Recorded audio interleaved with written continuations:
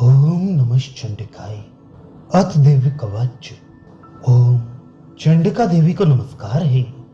मार्कंडे जी ने कहा, पितामह, जो इस संसार में परम गोपनीय तथा मनुष्यों की सब प्रकार से रक्षा करने वाला है, और जो अब तक आपने दूसरे किसी के सामने प्रकट नहीं किया हो, ऐसा कोई साधन मुझे बताइए। ब्रह्मा जी बोले, ब्रह्मन, ऐसा साधन तो एक देवी का कवच ही है, जो गोपनीय से भी परम गोपनीय, पवित्र तथा संपूर्ण प्राणियों का उपकार करने वाला है। महामुनि, उसे श्रवण करो। देवी की 9 मूर्तियां हैं, जिन्हें नवदुर्गा कहते हैं। उनके पृथक पृथक नाम बतलाए जाते हैं। प्रथम नाम शैलपुत्री है, दूसरी मूर्ति का नाम ब्रह्मचारिणी है, तीसरा स्वरूप चंद्रघंटा के नाम से प्रसिद्ध है, चौथी मूर्ति को कुष्मांडा कहते हैं, पांचवी दुर्गा का नाम स्कंद माता है, देवी के छठे रूप को कात्यायनी कहते हैं, सातवां काल रात्रि और आठवां स्वरूप महागौरी के नाम से प्रसिद्ध है, नवी दुर्गा का नाम सिद्धिदात्री है। ये सब नाम सर्वज्ञ महात्मा वेद भगवान के द्वारा ही प्रतिपादित हुए हैं। जो मनुष्य अग्नि में जल रहा हो, रणभूमि में शत्रुओं से गिर गया हो, विषम संकट में फंस गया हो, तथा इस प्रकार भय से आतुर होकर जो भगवती दुर्गा की शरण में प्राप्त हुए हों, उनका कभी कोई अमंगल नहीं होता। युद्ध के समय संकट में पड़ने पर भी उनके ऊपर कोई विपत्ति नहीं आती। उन्हें शोक, दुख और भय की प्राप्ति नहीं होती। जिन्होंने भक्ति पूर्वक देवी का स्मरण किया है, उनका निश्चय ही अभ्युदय होता है। देवेश्वरी, जो तुम्हारा चिंतन करते हैं, उनकी तुम निसंदेह रक्षा करती हो। चामुंडा देवी प्रेत पर आरूढ़ होती हैं, वाराही भैंसे पर सवारी करती है, ऐन्द्री का वाहन ऐरावत हाथी है, वैष्णवी देवी गरुण पर ही आसन जमाती हैं, माहेश्वरी वृषभ पर आरूढ़ होती हैं, कौमारी का वाहन मयूर है। भगवान विष्णु के प्रियतमा लक्ष्मी देवी कमल के आसन पर विराजमान हैं और हाथों में कमल धारण किए हुए हैं। वृषभ पर आरूढ़ ईश्वरी देवी ने श्वेत रूप धारण कर रखा है। ब्राह्मी देवी हंस पर बैठी हुई हैं और सब प्रकार के आभूषणों से विभूषित हैं। इस प्रकार ये सभी माताएं सब प्रकार की योग शक्तियों से संपन्न हैं। इनके सिवा और भी बहुत सी देवियां हैं, जो अनेक प्रकार के आभूषणों की शोभा से युक्त तथा नाना प्रकार के रत्नों से सुशोभित हैं। ये संपूर्ण देवियां क्रोध में भरी हुई हैं और भक्तों की रक्षा के लिए रथ पर बैठी दिखाई देती हैं। ये शंख, चक्र, गदा, शक्ति, हल और मूसल, खेटक और तोमर, परशु तथा पाश, कुंत और त्रिशूल एवं उत्तम शांग धनुष आदि अस्त्र शस्त्र अपने हाथों में धारण करती हैं। दैत्यों के शरीर का नाश करना, भक्तों को अभयदान देना और देवताओं का कल्याण करना, यही उनके शस्त्र धारण का उद्देश्य है। कवच आरंभ करने के पहले इस प्रकार प्रार्थना करनी चाहिए। महान रौद्र रूप, अत्यंत घोर पराक्रम, महान बल और महान उत्साह वाली देवी, तुम महान भय का नाश करने वाली हो। तुम्हें नमस्कार है। तुम्हारी ओर देखना भी कठिन है। शत्रुओं का भय बढ़ाने वाली जगदम्बिके, मेरी रक्षा करो। पूर्व दिशा में ऐन्द्री, इंद्र शक्ति, मेरी रक्षा करे। अग्निकोण में अग्नि शक्ति, दक्षिण दिशा में वाराही तथा नैऋत्य कोण में खड्ग धारिणी, मेरी रक्षा करे। पश्चिम दिशा में वारुणी और वायव्य कोण में मृग पर सवार करने वाली देवी, मेरी रक्षा करे। उत्तर दिशा में कौमारी और ईशान कोण में शूल धारिणी देवी रक्षा करे। ब्रह्माणी, तुम ऊपर की ओर से मेरी रक्षा करो और वैष्णवी देवी नीचे की ओर से मेरी रक्षा करे। इसी प्रकार शव को अपना वाहन बनाने वाली चामुंडा देवी 10 दिशाओं में मेरी रक्षा करे। जया आगे से और विजय पीछे की ओर से मेरी रक्षा करे। वाम भाग में अजिता और दक्षिण भाग में अपराजिता रक्षा करे। उद्योतनी शिखा की रक्षा करे। उमा मेरे मस्तक पर विराजमान होकर रक्षा करी। ललाट में माला धरी रक्षा करी और यशस्विनी देवी मेरी भौहों का संरक्षण करी। भौहों के मध्य भाग में त्रिनेत्रा और नथनों की यम घंटा देवी रक्षा करी। दोनों नेत्रों के मध्य भाग में शंखनी और कानों में द्वारवासिनी रक्षा करी। कालिका देवी कपोलों की तथा भगवती शांकरी कानों के मूल भाग की रक्षा करी। नासिका में सुगंधा और ऊपर के ओठ में चर्चिका देवी रक्षा करी। नीचे के ओठ में अमृत कला तथा जिह्वा में सरस्वती देवी रक्षा करी। कौमारी दांतों की और चंडिका कंठ प्रदेश की रक्षा करी। चित्रघंटा गले की घाटी की और महामाया तालू में रहकर रक्षा करी। कामाक्षी ठोड़ी की और सरमंगला मेरी वाणी की रक्षा करी। भद्रकाली ग्रीवा में और धनुर्धरी पृष्ठवंश मेरुदंड में रहकर रक्षा करी। कंठ के बाहरी भाग में नील ग्रीवा और कंठ की नली में नलकुबरी रक्षा करी। दोनों कंधों में खड़गनी और मेरी दोनों भुजाओं की वज्रधारिणी रक्षा करी। दोनों हाथों में दंडनी और अंगुलियों में अंबिका रक्षा करी। शूलेश्वरी नखों की रक्षा करी। कुलेश्वरी कुक्षी पेट में रहकर रक्षा करी।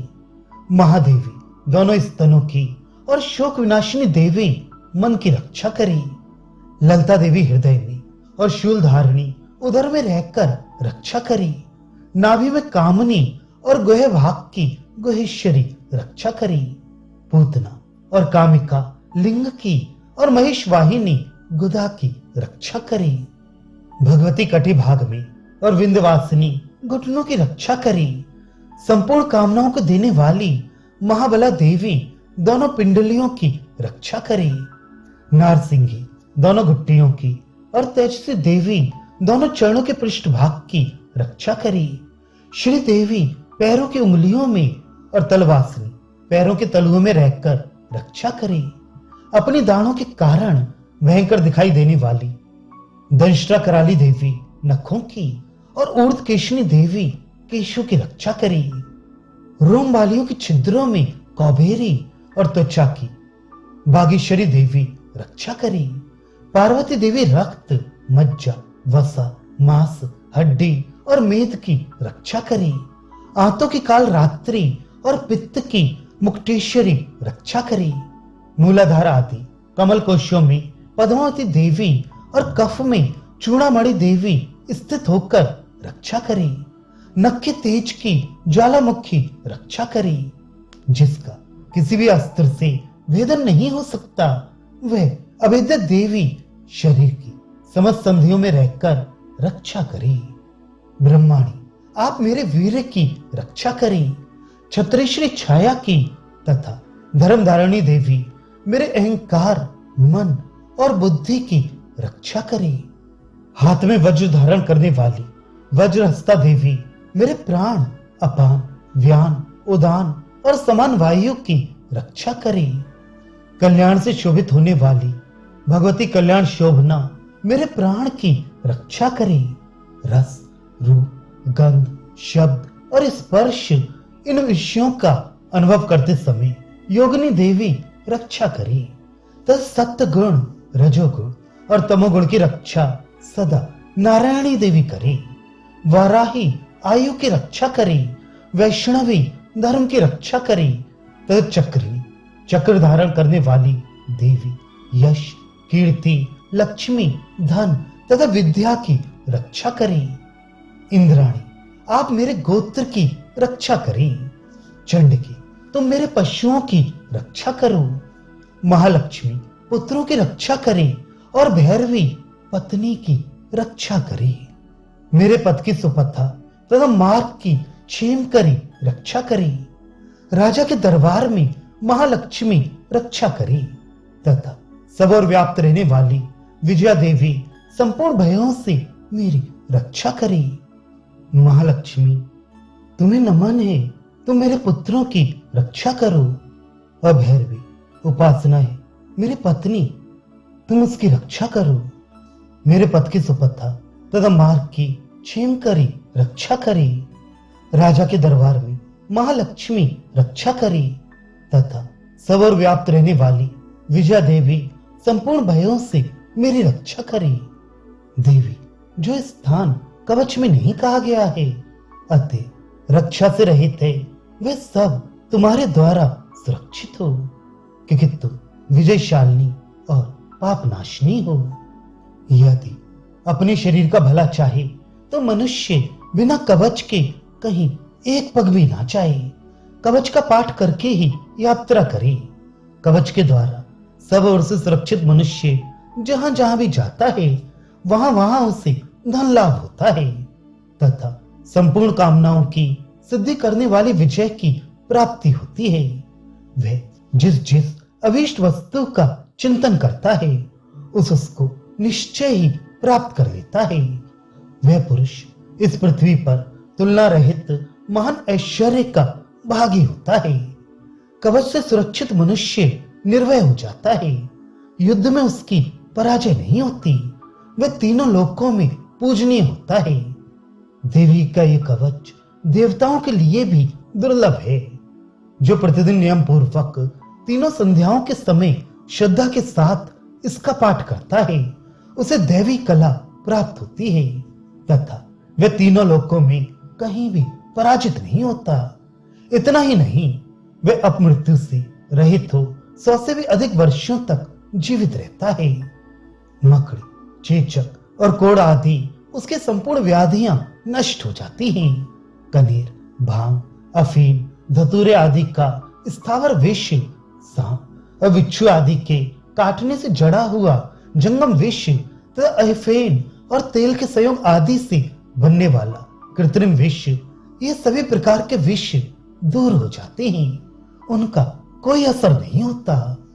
इस पृथ्वी पर मारण मोहन आदि जितने अविचारिक प्रयोग होते हैं तथा इस प्रकार के जितने मंत्र यंत्र होते हैं, वे सब इस कवच को हृदय में धारण कर लेने पर उस मनुष्य को देखते ही नष्ट हो जाते हैं।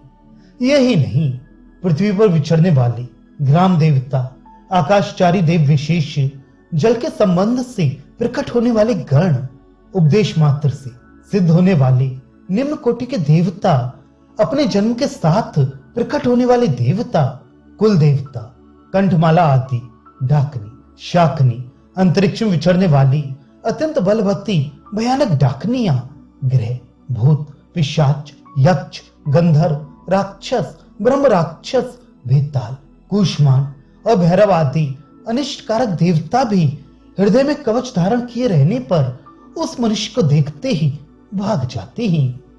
कवचधारी पुरुष को राजा से सम्मान वृद्धि प्राप्त होती है। ये कवच मनुष्य के तेज की वृद्धि करने वाला और उत्तम है। कवच का पाठ करने वाला पुरुष अपनी कीर्ति से विभूषित भूतल पर अपने सुयश के साथ साथ वृद्धि को प्राप्त होता है। जो पहले कवच का पाठ करके उसके बाद सप्तशती चंडी का पाठ करता है, उसकी जब तक वन, पर्वत और कानों सहित ये पृथ्वी टिकी रहती है, तब तक यहाँ पुत्र पौत्र आदि संतान परंपरा बनी रहती है। फिर देह का अंत होने पर वह पुरुष भगवती महामाया के प्रसाद से उस नित्य परम पद को प्राप्त होता है, जो देवताओं के लिए भी दुर्लभ है। वह सुंदर दिव्य रूप धारण करता और कल्याणमय शिव के साथ आनंद का भागी होता है।